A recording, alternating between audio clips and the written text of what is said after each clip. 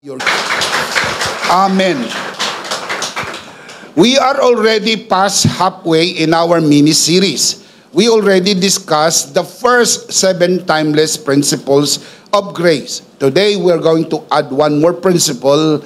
And before we do that, we need to refresh our memory. And let's just revisit the first 7 principles we already talked about. You can see this on your screen, and after this, we will jump right away on principle number 8. You can see this on your screen. Number 1 principle, rest in Christ's finished work. Can you say that together? Rest in Christ's finished work. Number 2, live from your true identity in Christ. Let's say that together. Live from your true identity in Christ. Number 3, align every decision with grace. Let's say that. Align every decision with grace. Number 4, allow grace to guide your ambitions. Allow grace to guide your ambitions. Number 5, be generous the grace way. Be generous the grace way. Number 6, speak grace-filled words. Speak grace-filled words. Number 7, keep the fellowship of grace. Keep the fellowship of grace. We are going to add one more principle today. Number 8, we are going to talk about this. Forgive freely with grace. Let's say that together. Forgive freely with grace. Principle number 8, forgive freely with grace. Just as God has forgiven us through Christ, let His grace flow through you, releasing others from offense. Forgiveness is not about their worthiness and apology, but a reflection and embodiment of the unmerited favor you have received.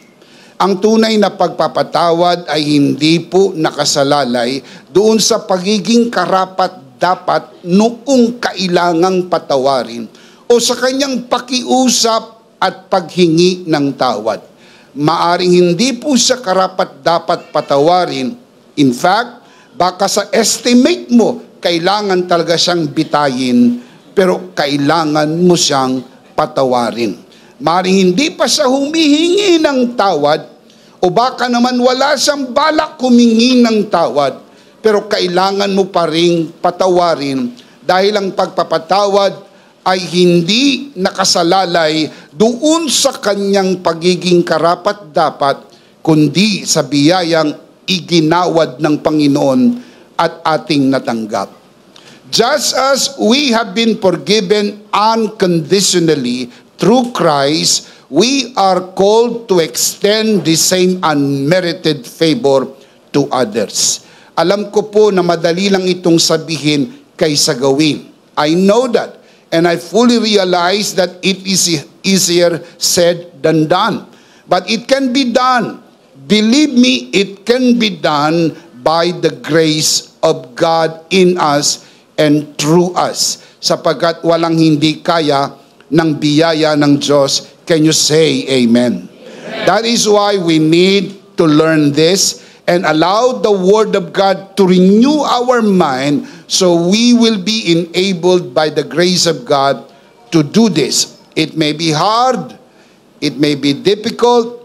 Honestly, humanly speaking, baka hindi ko, Bishop, magawa yan. Baka hindi ko yan kayang gawin. Hindi mo yan kaya sa ganang iyong sarili.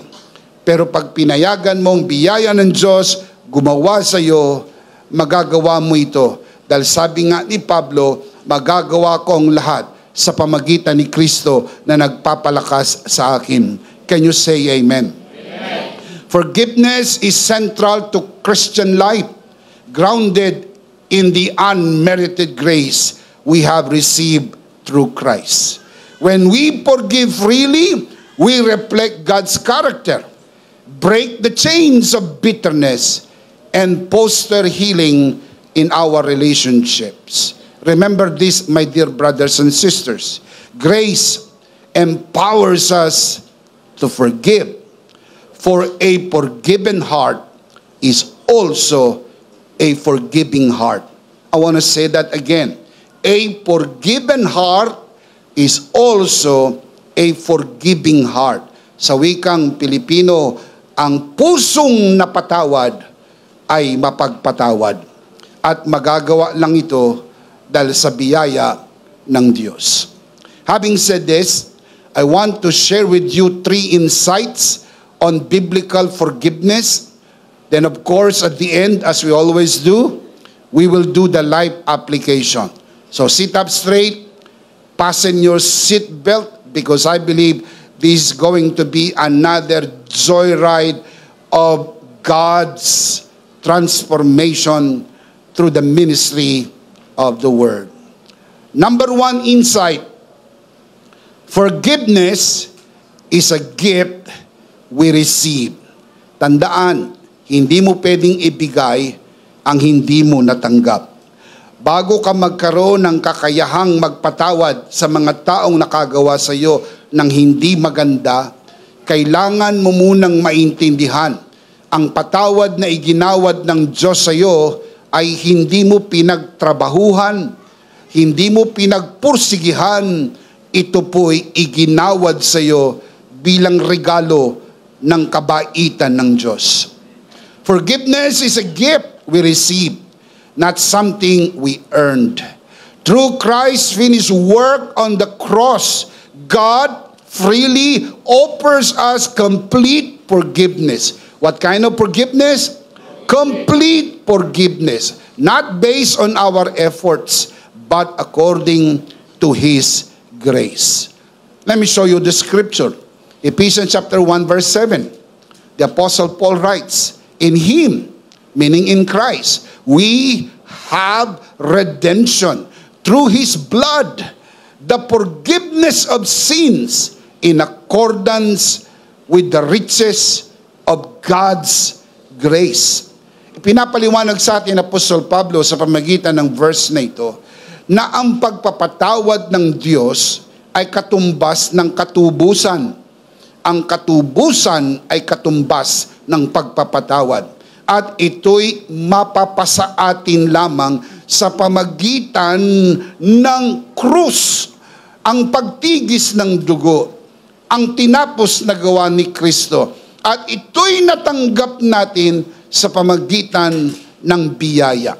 The word grace comes from the Greek word charis, which literally means gift, regalo. So maliwanag pa sa sikat ng araw ang talata na ito, na ang pagpapatawad ay hindi premyo, regalo.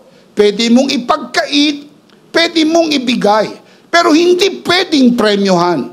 Kaya hindi mo pwedeng sabihin, patatawarin ko lang ang taong yan. Pag lumuha ng dugo, pag lumuhod at nakiusap, tsaka siya patatawarin. Kung magawa niya ito, palagay ko, kung gusto ka talagang mapatawad, ay baka gawin mo nga ito. At nagawa nga at pinatawad mo, ang iginawad mo sa kanya ay premyo. Pinremyohan mo ang pagluha niya ng dugo. Pinremyohan mo ang kanya pong pagluhod, pakikiusap at paghingi ng tawad. Yung iba naman, ganito ang tono, patatawarin ko lang yan kapag nagbago na. At kung siya'y nagbago at saka mo pinatawad, pinremyohan mo ng pagpapatawad ang kanyang pagbabago. Hindi kaya pwedeng tignan ito sa kabilang bahagi na kung patawarin mo na siya, magsisimula siyang magbago. Depende kung saang pananaw ka tumitingin. Redemption is synonymous with forgiveness, and forgiveness is synonymous with redemption. Tandaan, ang forgiveness ay redemption, ang redemption ay forgiveness. Hebrews chapter 9 verse 12.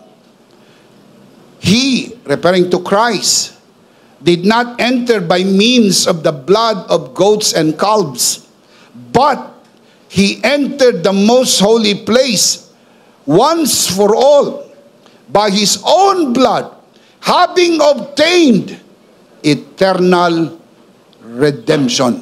What kind of redemption? I cannot hear you from where I am. Please answer me. What kind of redemption?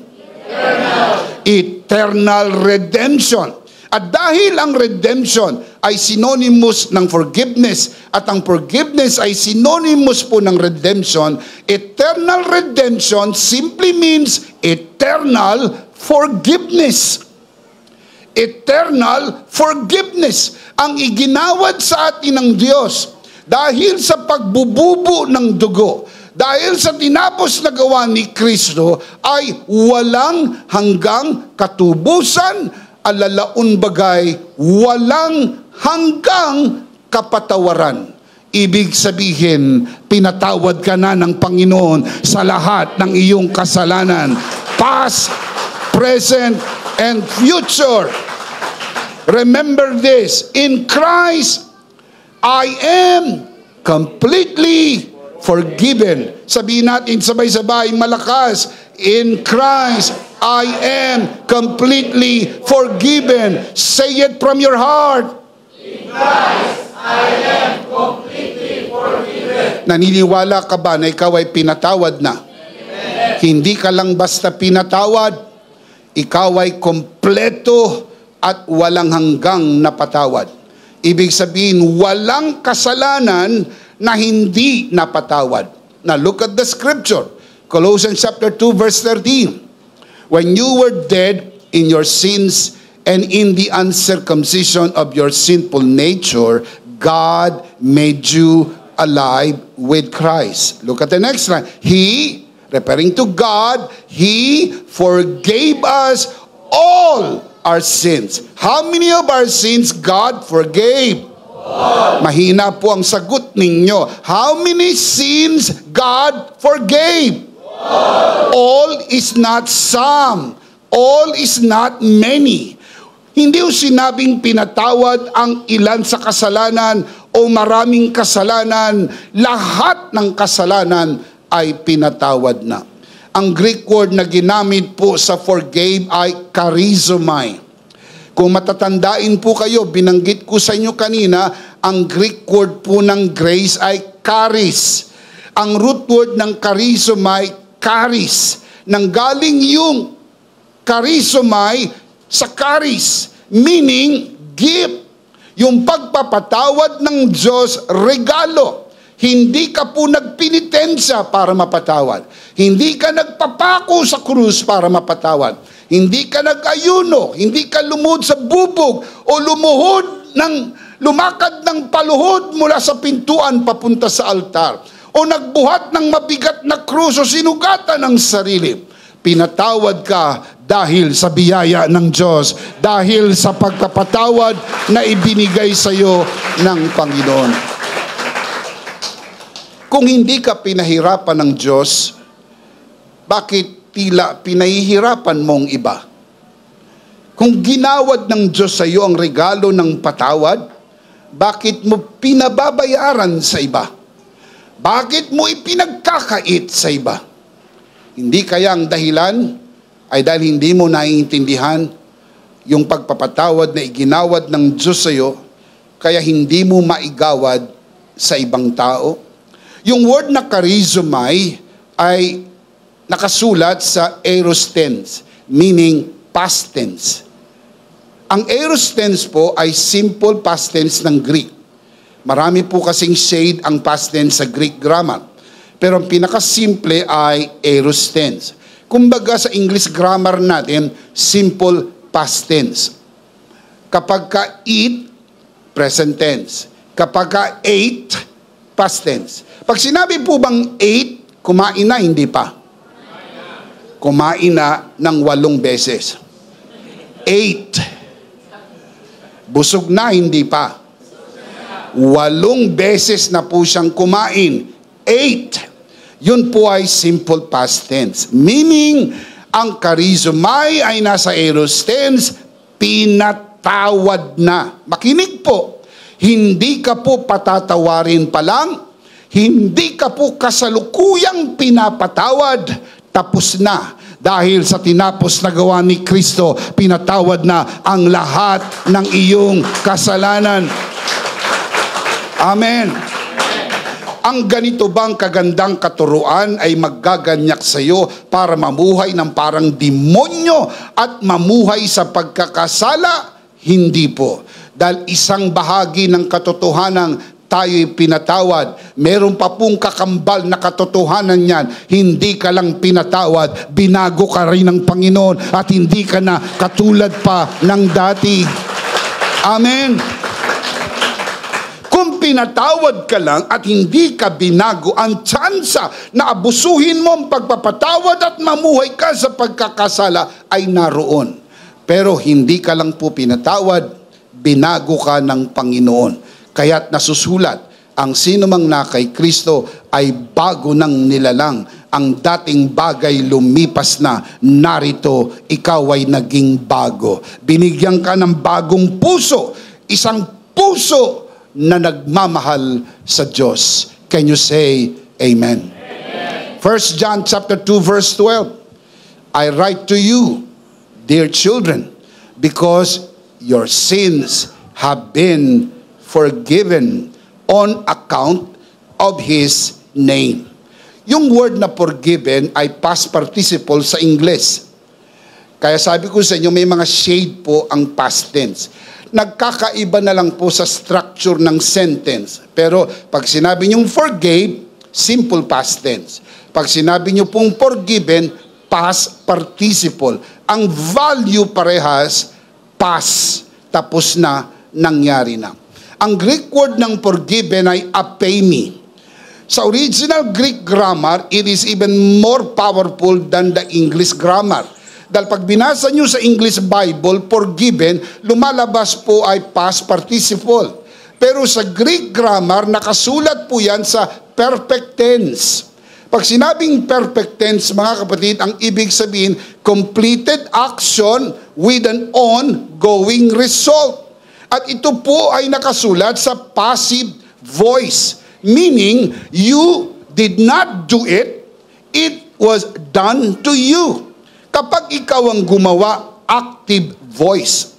Kapag ikaw ay tumanggap ng gawa, passive. You are receiver of the action. Mga kapatid, ang ginamit po na apemi ay nasa passive voice. We did not forgive ourselves. Hindi tayong nagpatawad sa ating sarili.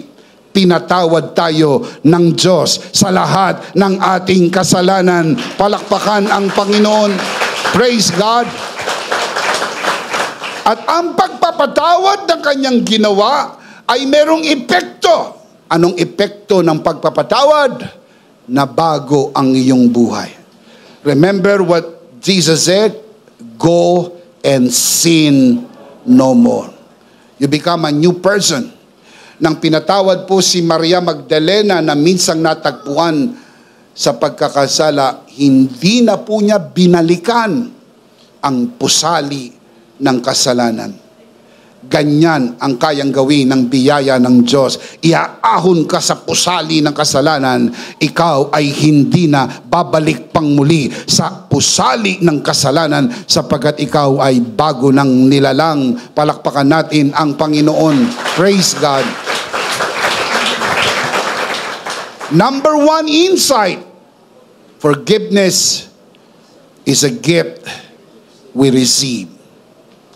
Number 2, forgiveness is a grace we extend.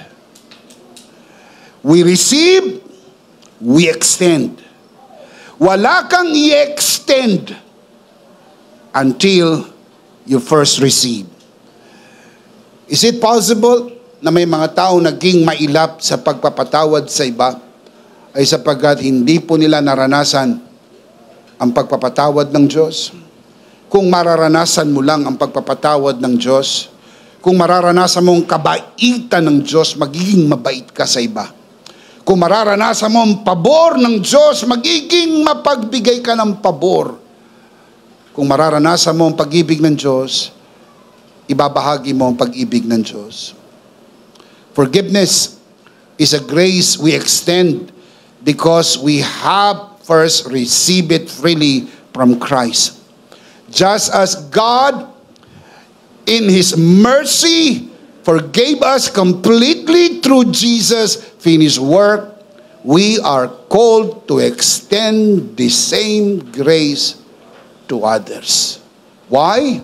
Because we have been forgiven much, we are empowered to forgive others. I'll show you the verse. Colossians chapter 3, verse 13. Bear with each other and forgive one another. If any of you has grievances against someone, forgive. What's the next line? As the Lord forgave you. Forgive, it's a command. Para magawa mo yung forgive, you have to understand, as the Lord forgave you. Kaya very fundamental yung understanding mo ng forgiveness. Hindi mo magagawang magpatawad kung hindi mo naintindihang ikaw mismo ay napatawad. Naalala niyo po yung parabola sa Biblia na merong isang alipin na nagkautang ng malaki sa kanyang amo. At sa awa nung amo, pinatawad yung kanyang alipin. At nang lumabas na yung alipin mula po doon sa presensya ng kanyang amo, nakasalubong niya yung kapwa niya alipin na mayroon ding pagkakautang sa kanya. Nakiusap yung kapwa niya alipin na siya'y patawarin. Pero sa halip na patawarin yung kanyang kapwa alipin, ipinakulong niya yung kanyang kapwa alipin. Nabalitaan ng kanyang amo. Pinatawag yung kanyang alipin. Ang sabi nung amo, hindi ba't ikaw ay may utang sa akin? Hindi ba't ikaw ay pinatawad ko? Pag naintindihan natin yung punto na yon, dapat maintindihan natin ang sino mang may atraso sa atin ay pwede na nating patawarin sapagkat yung atraso natin sa Diyos, pinatawad na rin ng Panginoon. Kaya nagalit yung amo. Dahil sa ginawa mo sa iyong kapwa alipin, ipakukulong din kita at hindi ka makakalabas hanggang hindi mo mabayaran hanggang sa huling halaga ang iyong pagkakautang. Mga kapatid, mahalagang maintindihan po natin yung grasyang naigawad sa atin para tayo po'y maging mapagbiyaya din naman sa mga nagkakaatraso sa atin. Just as we freely receive, we freely give. Remember, sabi ni Jesus, tinanggap niyong walang bayad, ibahagi niyong walang bayad. Hindi ka pinahirapan nung ikaw ay pinatawad. Hindi ka pinaluhan ng dugo. Hindi ka pinagpenitensya. Hindi ka pinagbayad. Yung mga taong nagkaroon ng atraso sa atin, patawarin din natin katulad din naman, just as the Lord forgave us. But as an overflow of the grace we have encountered. Our ability to forgive is not based on the worthiness of the one who wronged us, but on the immeasurable grace God has shown us. Yun ang basis. Kasi kung ang pagbabatayan, pagiging karapat, dapat tatapatin ko po kayo. Talagang may mga taong hindi ho karapat dapat patawarin. Tulad mo. At tulad ko. We deserve to die. We deserve hell and judgment. But God loved us anyway. Minahal tayo ng Diyos. Niyakap tayo sa ating karumihan. That is why grace is super amazing. There is no other word for grace but amazing. Kamangha-mangha, kahanga-hanga. Can you say amen? Amen. Forgiveness does not mean ignoring wrongdoing or denying the pain. It means choosing to release the debt just as Christ released us from ours. Ang bigat din ng utang natin, ha? Hindi natin kayang bayaran. I owed a debt I could not pay. He paid the debt he did not owe. What an amazing love God bestowed upon us.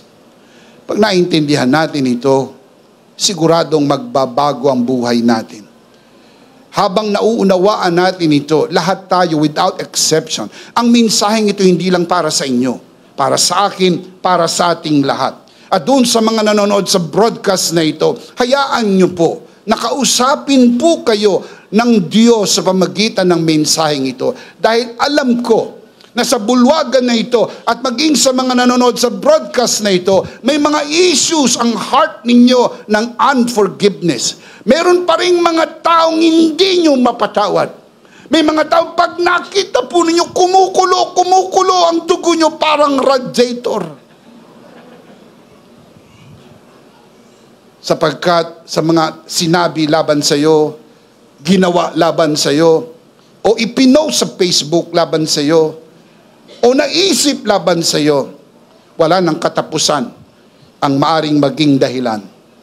Pero dakila ang biyaya ng Diyos. Palakpakan si Lord, dakila ang biyaya ng Diyos.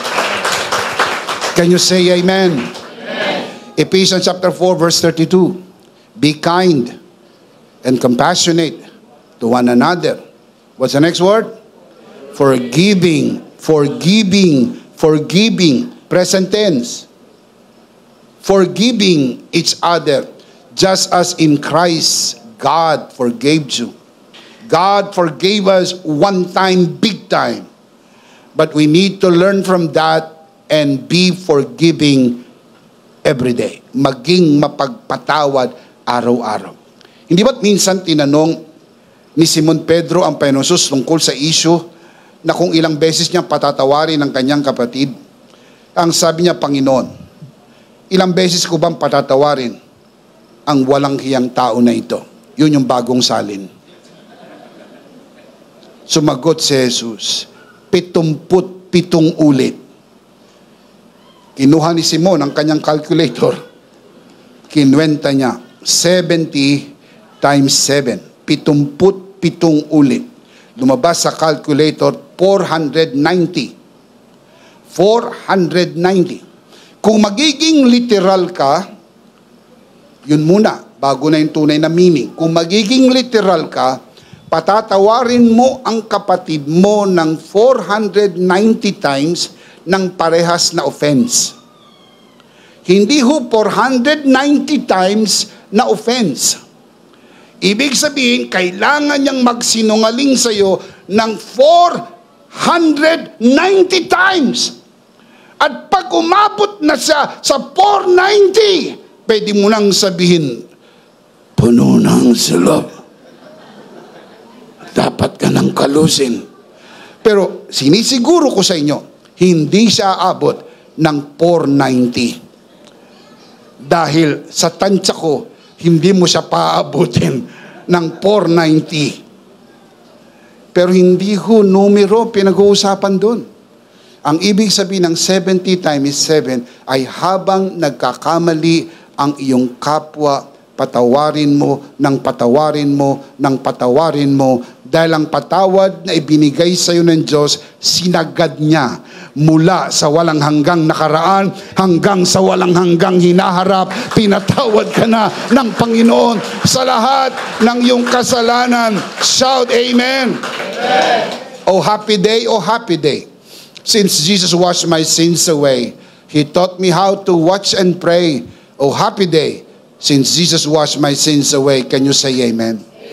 Jesus himself demonstrated this on the cross. Look at the verse. Luke 23:34. Father, forgive them, for they do not know what they are doing. Tagalog, Ama, patawarin mo sila. Hindi nila alam ang kanilang ginagawa. Walang humihingi ng tawad. pero nagpatawad. So hindi mo kailangan hintayin, humingi ng tawad. In your heart, you have to release it right away. Patawarin mo na agad. Kung siya hihingi ng tawad, hindi ho yun advantage para sa iyo. Para sa kanya yon.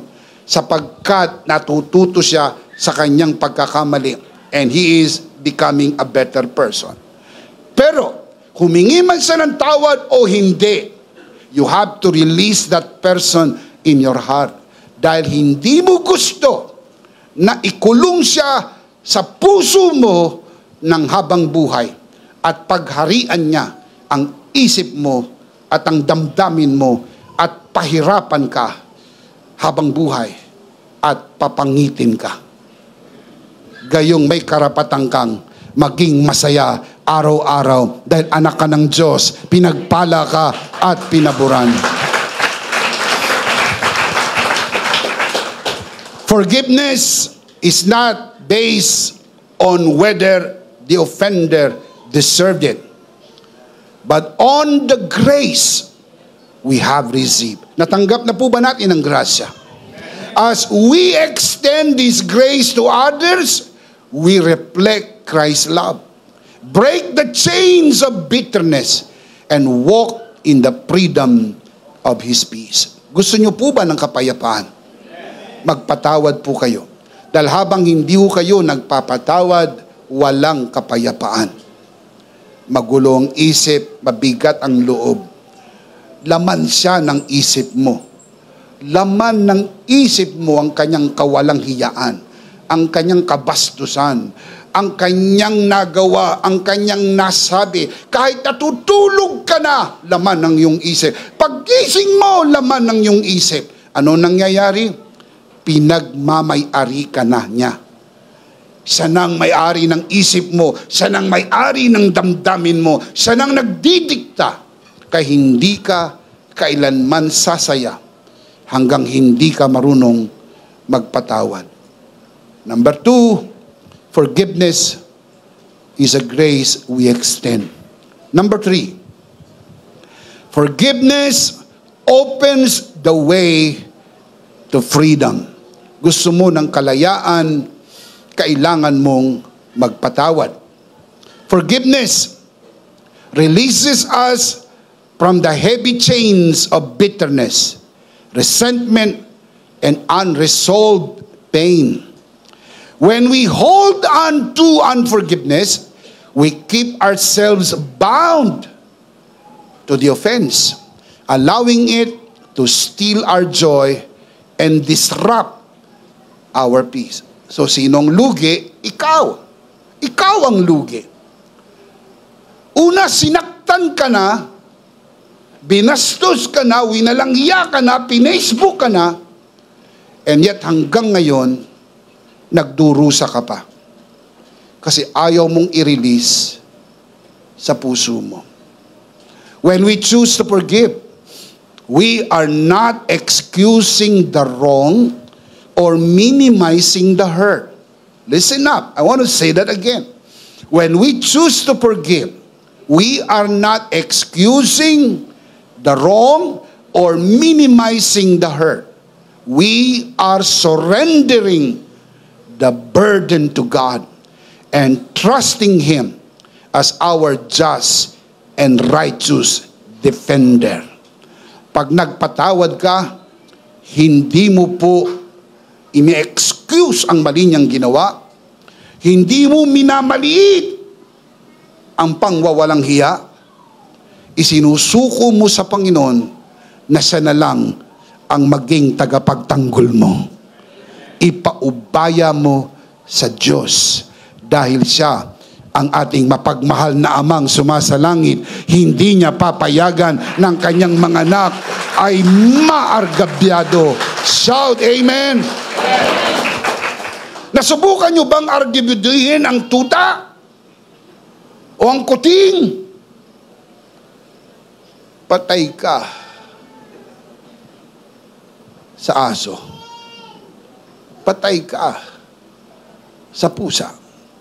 Sapagkat kung ang hayop ay may naturalesang ipagtanggol ang kanyang anak, umasa ka, ipagtatanggol ka ng Panginoon. He will vindicate you. He will defend you. Shout amen! Maaring sa una, parang nargabyado ka. Parang sa una, ikaw ang lumabas na mali. Parang sa una, ikaw ang hindi tama. Huwag mo ipagtanggol ang iyong sarili. Do not overreact. Allow God to handle the issue. Allow God to handle your heart and emotion. And with that, the day will come, He will vindicate you. Dahil darating ang araw, ipagtatanggol ka ng Panginoon. Palakpakan natin ang Panginoon. Amen! Amen!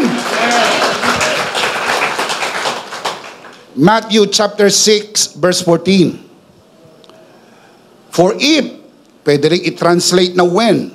For if or when you forgive other people, when they sin against you, your heavenly Father will also forgive you. Now, let me explain this verse. Tatapatin ko po kayo. In casual reading, parang ang ibig sabihin ng verse, tayo'y patatawarin lang kung tayo'y magpatawad. Tama po ba na parang ganun ang dating ng verse? Basahin natin ulit. For if you forgive other people when they sin against you, your heavenly Father will also forgive you. Sa unang basa, wala munang paliwanag. Sa unang basa, parang lumalabas na bago ka mapatawad ng Diyos, kailangan mo munang patawarin ang iba. Hindi po. Sapagkat hindi pwedeng yun ang maging kahulugan ng verse. Dahil kung yun ang kahulugan ng verse, ang pagpapatawad na iginawad ng Diyos sa atin, hindi na ho grasya. Premyo na nung pagpapatawad mo sa iba, kaya ka pinatawad ng Diyos. Alam niyo kung bakit? Sigurado ko na hindi yun ang ibig sabihin. Dahil sa Biblia, hindi pwedeng magbanggaan ang mga kahulugan. That is how you hermeneutically handle the scripture. Yung pong conjunction na if, sa Greek conjunction po ay pwedeng isali na when. So, when you forgive, kung ikaw ay magpatawad. Listen, this does not mean our forgiveness earns God's forgiveness. But, this is a big but, it reflects the reality that a forgiven heart also a forgiving heart. Pinapakita lang sa atin ng verse na ito, ng pusong napatawad ay pusong marunong magpatawad. Kaya dahil tayo pinatawad ng Ama, tayo po'y mayroong kakayahang magpatawad. At yung kakayahan nating magpatawad ay dahil tayo ay pinatawad ng Amang sumasalangit. Tayo po ba'y pinatawad na? Amen. Meron tayong kakayahang magpatawad. Can you say amen? Amen. Unforgiveness burdens you like carrying lifeless weight. Release it and walk in freedom. Unforgiveness is like dragging a corpse you should have buried long ago. Let go and walk in freedom. Kinakaladkad mo yung patay, yung bangkay na dapat noon pa man nilibing mo na. Pero ayaw mong ilibing. Kinakaladkad mo. Pinahihirapan mo ang iyong sarili. Nahihirapan kang huminga. Na-stress ka. Dahil na-stress ka, nagkakaroon ng mga imbalances ang system ng iyong katawan. Ang dali mo magkasakit. Mayat-mayat tinatamaan ka ng sakit. Sapagkat meron kang sama ng loob sa nanay mo, sa tatay mo, sa tsuhin mo. Meron kang sama ng loob sa bishop mo.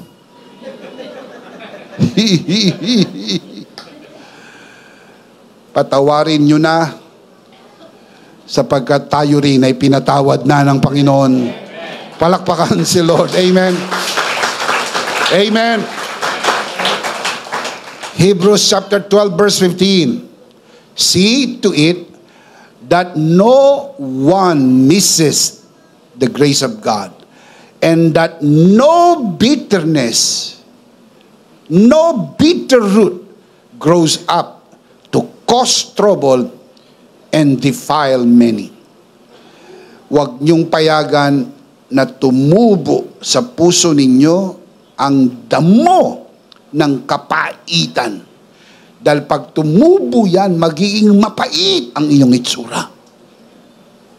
Bitter. Bukas makalawa, mukha ka ng ampalaya. Lamukos ang iyong mukha. Nahihirapan, pati ang filter. Hirap na hirap. Hindi kayang gawa ng paraan ng filter.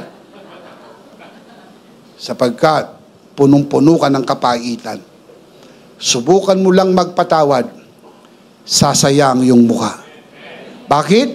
Sabi sa Biblia, ang mukha ay bintana ng puso. Sumisilip ang puso sa mukha. Kaya pag madilim ang puso, madilim ang mukha. Kahit magpulbos, madilim.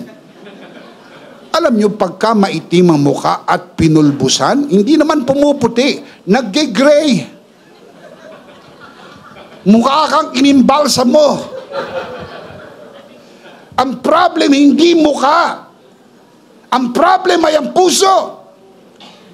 Palayain mong yung puso, sasaya ka, at pag masaya ka, maganda ang buka ng mukha, sapagkat masaya ang taong walang tinatagong sama ng loob. Amen. Bitterness thrives where forgiveness is withheld, poisoning the heart and affecting those around us. Damay-damay lang yan. Tignan ninyo.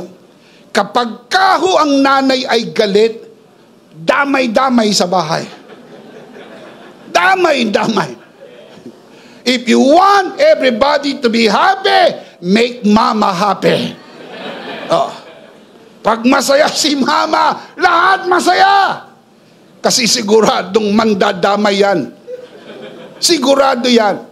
Kaya ho, para wala nang madamay, magpatawad na. Patawarin mo na si mama. Dahil si papa matagal na ring pinatawad ni mama. Pag nagkapatawaran, masaya ang pamilya, pinagpala at pinaburan ng ating Panginoon. Shout amen. When we hold on to resentment, we block how God's grace in our lives. Yung flow ng grace ay nabablock because of bitterness and because of resentment. That is why you need to release that. You need to do that intentionally. Forgiveness is not a feeling. It is a choice. It is a choice. I want to say that again. Forgiveness is not a feeling. Tatapatin ko po kayo. Mayroong panahon you don't feel like forgiving the person. Hindi ko mapatawad ang tao na. Pag ba't di mo papatawarin? Hindi ko feel. Hindi ko pa feel na patawarin siya. Listen, forgiveness is not a feeling. It is a choice. A choice to trust God. A choice to let go. A choice to step into the freedom He has already secured for us. When we forgive, we are not just setting others free. We are setting ourselves free to live in the fullness of God's grace, unburdened and at peace. Masaya po ang maging payapa. Masarap matulog ng mapayapa. Dahil alam mo, walang sama ng loob ang iyong puso.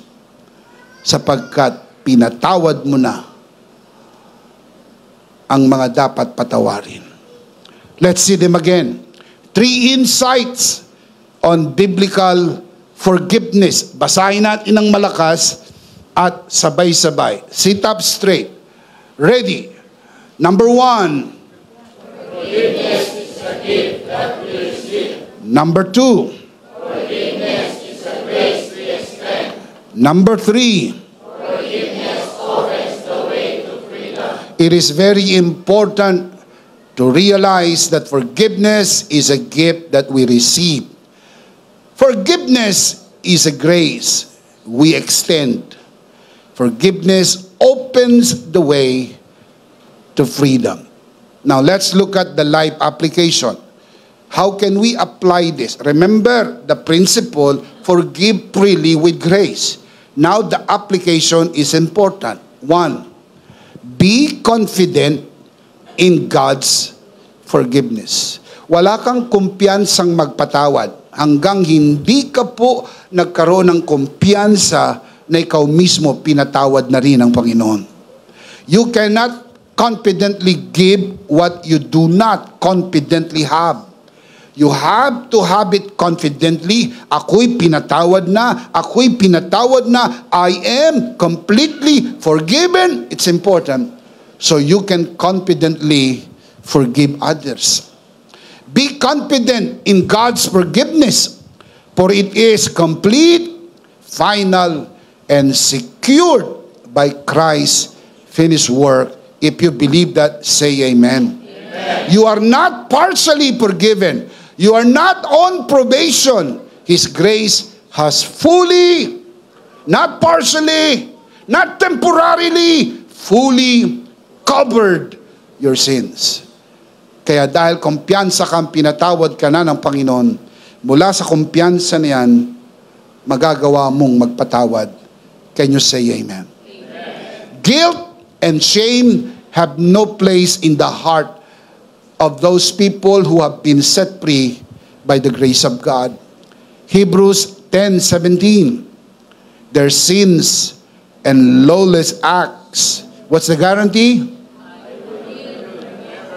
I cannot hear you. Let's do this again. Their sins and lawless acts. I will remember no more. What a confidence we have.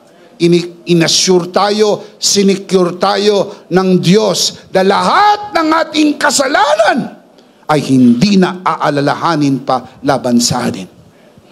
Mga kapatid, may mga tao po na nagpatawad na, pero naaalala yung kanyang mga nagawang kasalanan laban sa kanya.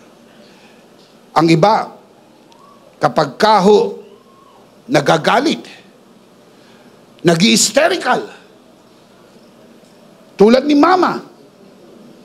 Paggalit, nag-hysterical. Pagkatapos niyang mag-hysterical, magiging historical. Lahat ng nakaraan, ibabalik. Kakalkalin niya doon sa bag niya. Ilalabas yung nakaraan. Natatandaan mo pa noong 1976. Natatandaan mo pa noong 1986 o 10 taon na. Natatandaan mo ba? Of course, hindi na. Hindi ko na natatandaan. Pero yung mga tao po na kunyari ay nagpatawad, hindi nila nililimot. Mga kapatid, ang tunay na pagpapatawad, nililimot na ang anumang nagawang kasalanan. Mantak ninyo kung yan ang gagawin ng Panginoon sa atin. Pinatawad na daw tayo kunyari, tapos biglang sasabihin ng Diyos, naalala mo ba? At sigurado, patay tayo lahat.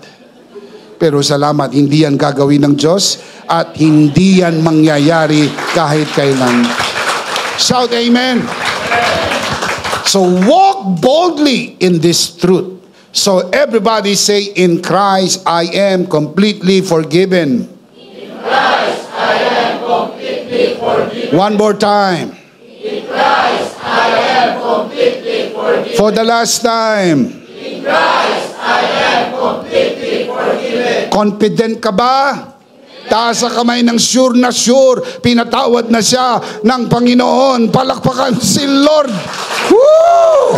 Come on, make a joyful noise. Hallelujah! Amen. Number 1, be confident in God's forgiveness. Application number 2, forgive even when you don't feel it. Magpatawad kahit hindi mo ramdam. Patawarin mo na. Hindi mo kailangan pakiramdaman. Susunod na lang ang pakiramdam. Pero wag mong payagan ang pakiramdam ang maging driver. Dapat ang driver yung decision, hindi yung emotion. Forgiveness is not based on feelings, but on grace. It is a decision and a choice to let go and extend grace even when it is hard. Choose grace over your feelings.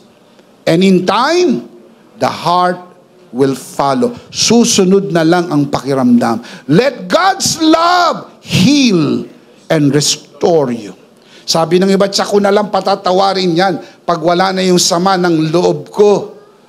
Kaya hindi mawala yung sama ng loob mo dahil hindi ka nagpapatawad. Subukan mo munang magpatawad. Mawawala ang sama ng loob. Emotion will just follow later on. Pero wag siya ang mag-dictate ng tempo. Ang magdi-dictate ng tempo is the decision that you need to do. Forgive even when you don't feel it. Number 3, forgive and be happy. Gusto bang maging masaya? Taas ang kamay na gustong maging masaya. Gusto ko makita ang kamay ng mga gustong maging masaya. Anong dapat gawin para maging masaya?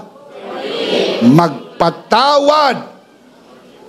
So bago ka matulog, isipin mo lahat ng mga demonyo. Mga gumawa sa iyo ng hindi maganda. Nagsalita sa iyo ng hindi maganda. Nagmarites sa iyo. Nag-Facebook sa iyo. Lahat.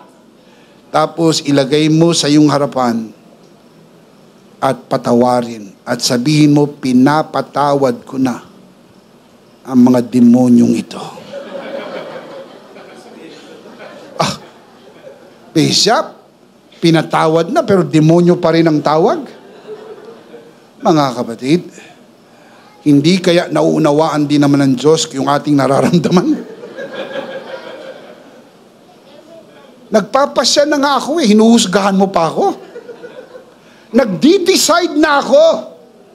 Ngayon ko lang yan tatawagin na demonyo, ngayon na lang. Pero kapag napatawad ko na yan, ang tawag ko na dyan, santo. Bakit? Sapagkat ang mga taong yan ay magiging kampo santo. They will be buried and will not be remembered anymore. Hindi ko naalalahanin pang muli. Naalala nyo, nung hinahabol ng mga Egyptians, yung mga Israelites, habang sila'y nakaharap sa dagat na pula, dumarating yung mga Egyptians. Hinahabol sila ng mga karuwahe. Parang sa panahon ngayon, dumarating yung mga Bombay na kamotorsiklo. Hinahabol. Alam nyo po ang sabi ni Moises, tignan nyo sila at hindi nyo na sila uli makikita. Titigan mo maigi ang lahat ng sama ng loob at huwag mo nang balikan sapagkat karapatan mong maging masaya. Palakpakan si Lord. You have the right to be happy. Amen. Forgiveness frees your heart from the weight of bitterness and opens the door to happiness. Do you want to be happy? Listen to this. As a child of God, you have the right to be happy. No one, especially those who offended you, has the right to steal that from you. Release them and stay happy in the freedom Christ has given you. Karapatan mo ang maging masaya. Palakpakan natin ang Panginoon. Amen. Amen? Let's see them again. Ito yung life application. Dahil alam natin that we need to forgive freely with grace. It can only be done by grace, through grace, and with grace. Basahin natin malakas, sabay-sabay. Application number 1. Be confident in God's forgiveness. Number 2. Forgive even when you don't feel it. Number 3. Forgive and be happy. And the big idea is, in Christ, I am forgiven so I can forgive. Do you believe that? Sabihin natin sabay-sabay, ano ang big idea? In Christ, I am forgiven so I can forgive. You are forgiven so you can forgive. Remember, a forgiven heart is a forgiving heart. Pinatawad na tayo, magpatawad din po tayo. Can you say amen? Malakas sa palakpak para kay Lord. Amen. Of course, we do not want to end this broadcast without giving you the opportunity to receive Jesus today. Receive His forgiveness. Be saved. And from that point of your life, receiving His forgiveness, you will have a heart and the ability to forgive. Mula sa biyayang iyong matatanggap, ay biyayang ibibigay mo naman sa iba. Patawad na iginawad sa iyo, igagawad mo sa iba. Kung nais mong tanggapin ang Panginoong Jesus sa iyong puso bilang Panginoon at sarili mong tagapagligtas, ngayon na ang araw ng kaligtasan. Manalangin tayo ng pagtanggap. Inaanyayahan po namin kayong sumunod sa panalangin ng pagtanggap. Ariin po ninyo na ito'y isang personal niyong panalangin. Aanyayahan ko po ang mga kasama natin sa loob ng bulwagan na ito. Samahan po natin ang ating mga bisita na nanonood sa broadcast na ito. At kung meron po tayong kasama sa loob ng bulwagan na ito, gagawin nyo ito sa unang pagkakataon. Ariin po ninyo na ito isang personal nyong panalangin. Manalangin po tayo. Itaas ang dalawang kamay. Ipikit ang mata at manalangin tayo. Bigkasin ang panalangin ng pagtanggap. Panginoong Jesus, ako po'y makasalanan. Hindi ko po kayang iligtas ang aking sarili. Ako'y mapapahamak ng hiwalay sa iyo. Narinig ko po ang mabuting balita. Ako'y naniniwala. Tinatanggap kita sa aking puso bilang aking Panginoon at aking tagapagligtas. Salamat po, pinatawad mo na ang aking mga kasalanan. Isinulat mo na ang aking pangalan sa aklat ng buhay. Sa pangalan ni Jesus, Amen. Ako na lang po mananalangin, Ama, sa oras na ito. Ipinagkakatiwala ko po sa iyo ang sino mang sumunod sa panalangin ng pagtanggap sa unang pagkakataon. Ang dalangin po namin na sila'y lumago sa biyaya at sa bagong natagpuang pananampalataya. Sa pangalan ng Panginoong Jesus, tayong lahat ay magsabi ng Amen. Palakpakan si Lord. Hallelujah. Amen. In Christ, I am forgiven so I can forgive.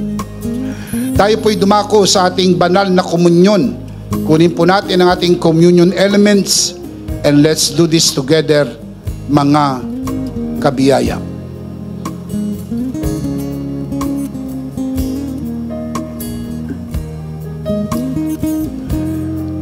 All right, let's do this together, mga kabiyaya. Hawak-hawak po natin ang pinakamakapangyarihang simbolo ng tinapos na gawa ni Kristo sa krus ng Kalbaryo. Ito ang aral na tinanggap ko sa Panginoon at ngayon naman ay binibigay ko sa inyo.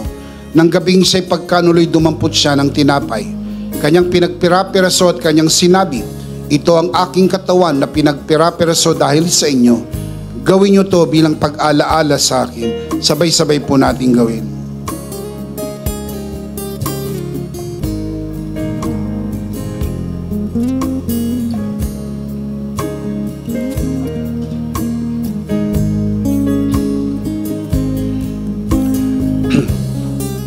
Kaya hindi naman matapos maghapunan ay kanyang hinawakan ng saro at kanyang sinabi, ito ang saro ng bagong tipan na pinagtibay ng aking dugo. Gawin niyo to bilang pag-alaala sa akin. Sabay-sabay po natin gawin.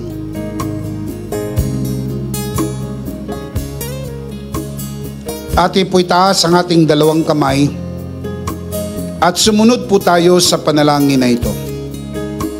Aming Ama, maraming salamat po sa aming Panginoong Hesukristo. Panginoong Hesukristo, maraming salamat po sa iyong banal na dugo na iyong itinigis sa krus ng Kalbaryo. Dahil po dito, lahat ng aming kasalanan ay iyon nang pinatawad. Maraming salamat po sa iyong katawan na nabugbog at nasugatan. Dahil po dito, lahat ng aming sakit ay iyon nang pinagaling. Tulad ng nasusulat, sa pamagitan ng iyong mga sugat, ako'y magaling na. Ako'y naniniwala, ako'y magaling na. Aking dinideklara, ako'y magaling na. Ako'y malusog, malakas, masigla, pinagpala, pinaburan, at mabubuhay ng mahaba. Sa pangalan ni Jesus. Maraming salamat po, Banal na Espiritu, sa iyong kapahayagan sa mensahe ng biyaya. Sa pangalan ng Panginoong Jesus. Amen. Amen. Palakpakan si Lord. Praise God. Praise God. Minsan pa, sabay-sabay, ano po ang big idea? Christ, I am forgiven, so I can forgive. In Christ, I am forgiven, so I can forgive. Are you in Christ? Yes. You are forgiven, and sure, you can forgive. Last of all, let me speak to your heart. You who are watching this broadcast. If this broadcast has blessed you, and if not asking too much, I would like you to bless this ministry with your love offering so that together we can reach the world with the message of full grace. And from the bottom of our hearts here at EMI, we would like to say thank you for giving to the Lord. We'll see you next Sunday, purpley on site, but definitely we'll see you again online. Ako po si Bishop Emmy, kasama po si Pastora Jo at ang kabuuan ng The Lord's Community and EMI Broadcast. Maraming salamat po. Stay a bit for more announcements. Stay blessed and stay connected. Always remember, in Christ, you are forever. Charito!